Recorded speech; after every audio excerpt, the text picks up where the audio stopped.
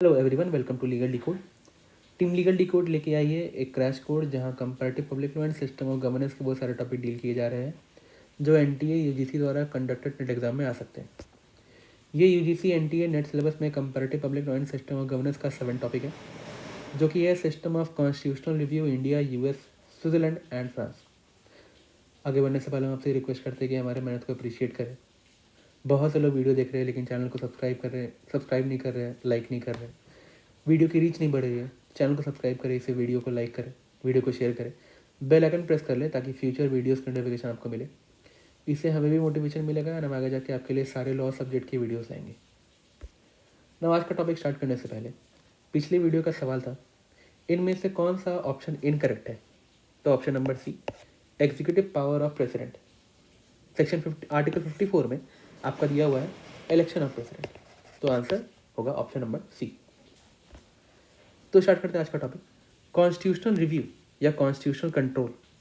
इसका मतलब होता है किसी अथॉरिटी का ये पावर कि वो रिव्यू करे, डिसाइड करे कॉन्स्टिट्यूशनैलिटी किसी लॉ का, रेगुलेशन का या डॉक्यूमेंट का। तो रिव्यू करना और उसके कॉन्स्टिट्यूशनैलिटी को डिसाइड करना, ये होता है कॉन्स्टिट्यूशनल रिव्यू।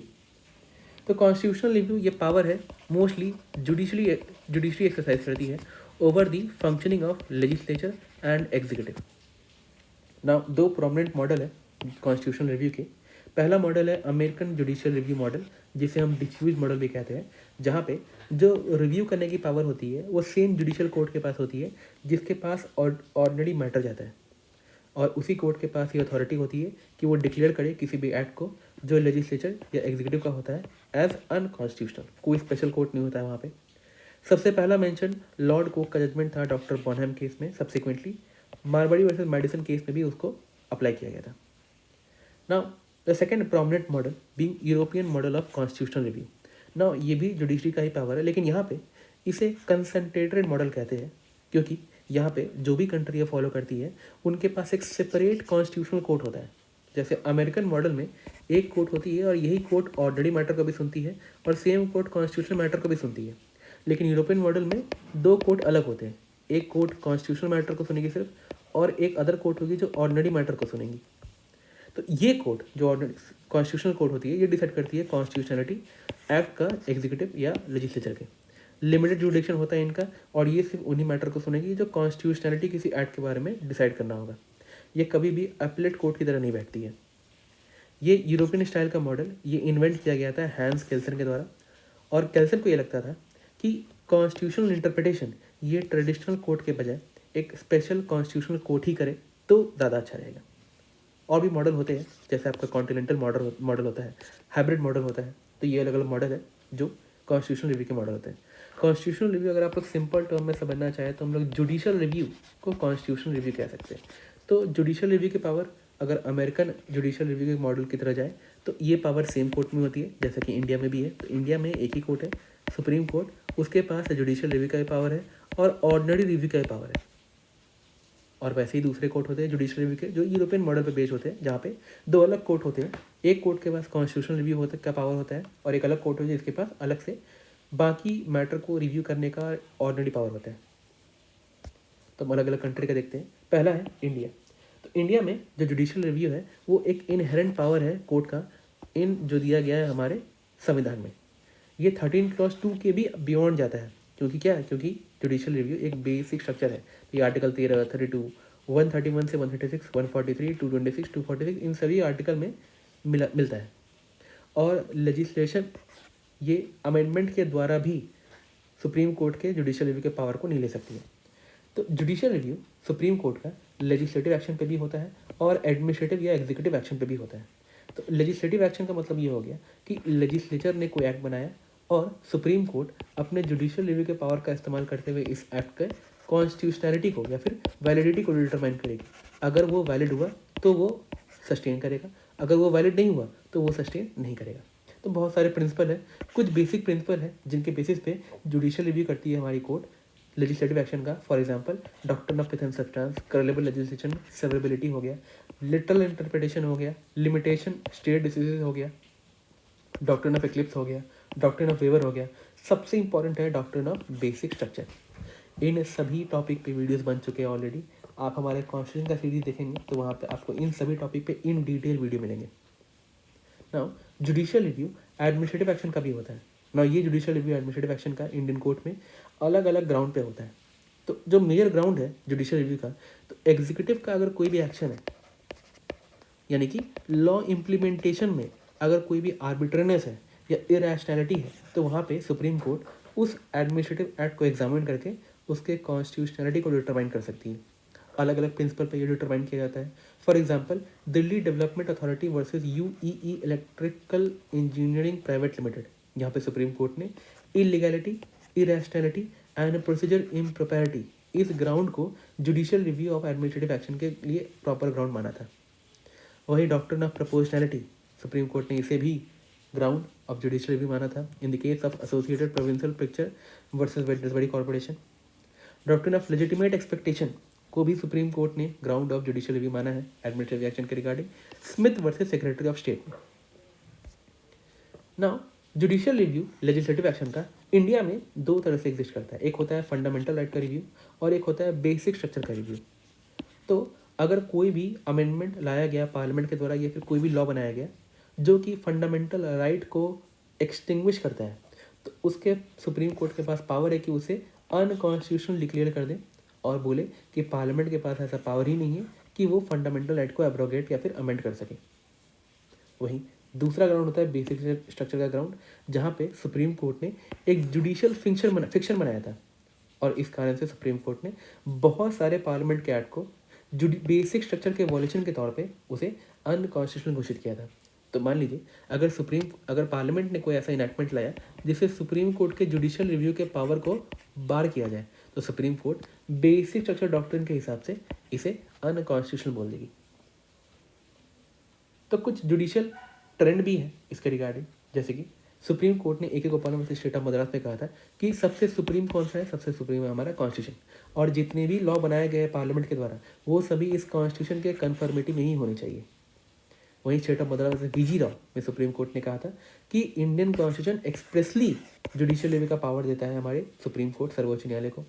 मिनर्वा मिल्स में सुप्रीम कोर्ट ने यह कहा था कि अगर जुडिशियल रिव्यू का पावर कोर्ट के पास ना रहे तो गवर्नमेंट बाय लॉ एग्जिस्ट नहीं करेगा और रूल ऑफ लॉ भी उस कंट्री में एग्जिस्ट नहीं करेगा। फर्दर सुप्रीम कोर्ट ने state of West Bengal versus committee for protection of democratic right में सेम बात कहा था कि पावर ऑफ जुडिशियल रिव्यू ये क्या है, ये बेसिक स्ट्रक्चर है, भले वो हाई कोर्ट का हो या वो सुप्रीम कोर्ट का हो अंडर आर्टिकल 226 और अंडर आर्टिकल 32। ना बाकी कंट्रीज का भी देखते हैं, जैसे कि यूएस में क्या है। तो यूएस में जो फेडरल कोर्ट होते हैं या स्टेट कोर्ट होते हैं, ये सभी संविधान के द्वारा ही स्टैब्लिश किए गए हैं और उनके द्वारा ही गवर्न होते हैं। तो क्योंकि सेपरेशन ऑफ पावर, आप हमारे सेपरेशन ऑफ पावर का वीडियो देख सकते हैं, वहाँ पे क्योंकि separation of power strict sense में है, इस कारण से क्या होता है, इस कारण से जुडिशियल रिव्यू का प्रॉपर फाउंडेशन यूएस में ले डाउन किया गया था। तो जुडिशियल रिव्यू का क्या मतलब हुआ, तो यूएस के केस में जुडिशियल रिव्यू का मतलब हुआ किसी भी लेजिस्लेटिव एक्शन या किसी भी एग्जीक्यूटिव एक्शन का एग्जामिनेशन करना। तो अगर सुप्रीम कोर्ट एग्जामिन करती है तो सुप्रीम कोर्ट उन एक्ट को वॉइड भी बोल सकती है, किसी भी एग्जीक्यूटिव या लेजिस्लेटिव एक्ट को वॉइड बोल सकती है अगर वो कॉन्स्टिट्यूशनल प्रिंसिपल के अगेंस्ट हो। सुप्रीम कोर्ट ने इस पावर का यूटिलाइजेशन करते हुए काफ़ी सारे इनैक्टमेंट को वॉइड बोला गया, जैसे मारवाड़ी वर्सेस मेडिसन में सुप्रीम कोर्ट ने बोला था कि कॉन्स्टिट्यूशन एक लीगल डॉक्यूमेंट है और जुडिशरी के पास पावर इसे इंटरप्रेट करने का, और सुप्रीम कोर्ट ने इस पावर का इस्तेमाल करते हुए जुडिशरी एक्ट 1789 को, क्योंकि वो कॉन्स्टिट्यूशन के कॉन्ट्ररी था, उसे वॉइड डिक्लेयर किया था। Later on Dred Scott versus Stanford में भी सुप्रीम कोर्ट ने पार्लियामेंट के लेजिस्लेशन को वॉइड डिक्लेयर किया था। तो हमें ये समझना होगा कि कॉन्स्टिट्यूशन जो होता है वो एक सुप्रीम लॉ होता है, और जो सुप्रीम लॉ है वो उसके अगर नीचे कोई एक लोअर लॉ है तो इस लोअर लॉ को इस सुप्रीम लॉ के कॉन्सोनेंस में होना चाहिए। ना आगे बढ़ते हैं, किसी और स्टेट की बात करते हैं। तो स्विट्जरलैंड में क्या है, देखिए स्विट्जरलैंड में कोई भी जुडिशियल रिव्यू का कॉन्सेप्ट नहीं है, वहाँ पे ऐसा कोई भी कोर्ट नहीं है जो लेजिस्लेटिव या एग्जीक्यूटिव एक्शन को चेक करती है। द रीज़न बीइंग कि जुडिशियल रिव्यू वहाँ पे नहीं है, तो वहाँ पे डेमोक्रेटिक प्रिंसिपल है, वहाँ पे अदर पावर के थ्रू जुडिशियल रिव्यू एक्सरसाइज किया जाता है, और वो पावर है by the power of referendum. तो वहाँ पर रेफरेंडम किया जाता है और रेफरेंडम के थ्रू ही वहाँ पे चेंजेस लाए जाते हैं। तो कंप्लीट रेफरेंडम भी होता है और पार्शियल रेफरेंडम भी होता है। तो अगर कॉन्स्टिट्यूशन में बदलाव लाना है तो वो या तो कंप्लीट बदलाव लाया जाएगा, यानी कि पूरे संविधान को ही बदल दिया जाएगा, या फिर पार्शियल, अगर मान लीजिए कोई पार्शियल अमेंडमेंट करना है तो वैसे भी किया जा सकता है। अब ये अमेंडमेंट करने का प्रोसीजर 2 पार्ट में डिवाइड किया गया है। 2 स्टेज है इसके, पहला स्टेज है प्रपोजल स्टेज और दूसरा है अप्रूवल स्टेज। तो देखते हैं पहले जहाँ पे कंप्लीट रिवीजन करना होता है, तो वहाँ पे जो प्रपोजल होता है वो हाउस के द्वारा भेजा जाता है। तो हाउस, दोनों हाउस में से कोई भी हाउस एक प्रपोजल भेजती है और ये प्रपोजल मेजॉरिटी के पास जाता है। अब प्रपोजल जिनके पास जाता है वो बाय मेजॉरिटी अगर उस प्रपोजल को अप्रूव कर दे तो वहाँ पे क्या होगा, वहाँ पे वो कंप्लीट रिवीजन हो जाएगा। तो पहला क्या हुआ, पहला हाउस ने प्रपोजल किया और इस प्रपोजल का क्या हुआ, सब्सिक्वेंटली अप्रूवल हुआ। नाउ जो ये प्रपोजल है, ये प्रपोजल हाउस के बजाय वहाँ के लोग भी ला सकते हैं। तो अगर 1 लाख स्विस वोटर ने प्रपोजल दे दिया, इस केस में भी रिवीजन हो सकता है, इस केस में भी रिवीजन हो सकता है। अब ये प्रपोजल क्या होगा, तो सब्सिक्वेंटली ये प्रपोजल भी सबमिट किया जाएगा अप्रूवल होने के लिए रेफरेंडम के द्वारा। और अगर ये प्रपोजल को फिर से मेजॉरिटी ऑफ वोटर ने अप्रूव कर दिया तो ये प्रपोजल भी सब्सिक्वेंटली क्या हो जाएगा, ये प्रपोजल अप्रूव होकर सब्सिक्वेंटली अमेंडमेंट हो जाएगा। उसी प्रकार से पार्शियल रिवीजन का भी सेम प्रोसेस है। अगर रिवीजन करना है तो इनिशिएशन कौन करेगा, यानी प्रपोजल कौन लाएगा, तो प्रपोजल दोनों हाउस में से कोई भी कर सकते हैं। और देर आफ्टर प्रपोजल का सबमिशन होगा और प्रपोजल सबमिट होते ही जब मेजॉरिटी अप्रूव कर देंगे तो वो अप्रूव होकर सब्सिक्वेंटली अमेंड हो जाएगा। साथ ही साथ ये प्रपोजल हाउस के बजाय 1 लाख स्विस वोटर भी कर सकते हैं और सब्सिक्वेंटली अप्रूव होने के बाद जब मेजॉरिटी अप्रूव करेंगे तो ये एक्ट अमेंड हो जाएगा। तो इस तरह से वहाँ पे जुडिशियल रिव्यू होता है, कोई भी कोर्ट नहीं है वहाँ पे जो जुडिशियल रिव्यू करे। नाउ इसके अलावा फ्रांस में, क्योंकि आप लोग को फ्रांस भी पढ़ना है, तो फ्रांस में जो कॉन्स्टिट्यूशनल रिव्यू का पावर है वो हम लोग समझ सकते हैं जो हमने कंसंट्रेटेड सिस्टम पढ़ा था यूरोपियन कॉन्सेप्ट में। तो वहाँ पे क्या था, वहाँ पे 2 अलग कोर्ट है। एक कोर्ट है जो कॉन्स्टिट्यूशनल कोर्ट है और एक है जो ऑर्डिनरी कोर्ट है। तो ऑर्डिनरी कोर्ट ऑर्डिनरी मामले देखती है और कॉन्स्टिट्यूशनल कोर्ट कॉन्स्टिट्यूशनल मामले देखती है। तो फ्रांस एक ऐसी कंट्री है जहाँ पे कॉन्स्टिट्यूशनल कोर्ट है जिसे कौंसिल कॉन्स्टिट्यूशनल कहते हैं, जो एक हाईएस्ट कोर्ट है जो कॉन्स्टिट्यूशनल मैटर को डिसाइड करती है। इस कौंसिल कॉन्स्टिट्यूशन को इस्टेब्लिश किया गया था 5th रिपब्लिक के द्वारा और 5th रिपब्लिक ने एक ऐसे कोर्ट को इस्टेब्लिश किया जो रिव्यू करेगी लेजिस्लेशन को और डिटरमाइन करेगी उसके कॉन्स्टिट्यूशनलिटी को। आर्टिकल नंबर 56 से 63 ये बात करता है। आर्टिकल नंबर 56 सबसे इंपॉर्टेंट है जो कि बोलता है कि 9 मेंबर बॉडी होगी ये कॉन्स्टिट्यूशनल काउंसिल जिनका टेन्योर 9 ईयर का होगा। और साथ ही साथ इनका ऑब्जेक्ट क्या है, तो इनका मेन ऑब्जेक्ट है डिटरमाइन करना लेजिस्लेशन का कि वो कॉन्स्टिट्यूशनल है कि नहीं।